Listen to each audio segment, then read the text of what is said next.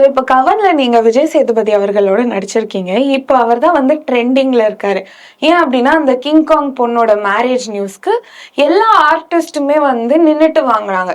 இவர் மட்டும் தான் போர்ட் ஆன் பண்ணி வாங்கியிருக்காங்க. அந்த பிக்சர்ஸ்லாம் நீங்க பார்த்தீங்களா? எஸ் பார்த்திருக்கேன். So I think that's a very wonderful gesture. அவர் வந்து சி அவர் வந்து நடிகர் மட்டும் இல்ல. கிங் காங் சார் வந்து பாத்தீங்கன்னா ஹி ஹாஸ் டுவார்ஃபிசம்னு சொல்லிட்டு ஒரு ஒரு பிசிக்கல் கண்டிஷன். அதனால அவர் வந்து கோமாளித்தனமா நிறைய படத்துல நடிச்சிருக்காரு.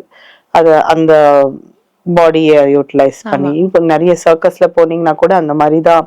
So it's he's a very talented very veteran actor. பழைய படத்துல நிறைய பண்ணியிருக்காரு. So giving respect to him everybody has அவங்க அவங்க விதத்துல அவங்க ரெஸ்பெக்ட்ஃபுல்லா தான் வாங்கியிருக்காங்க.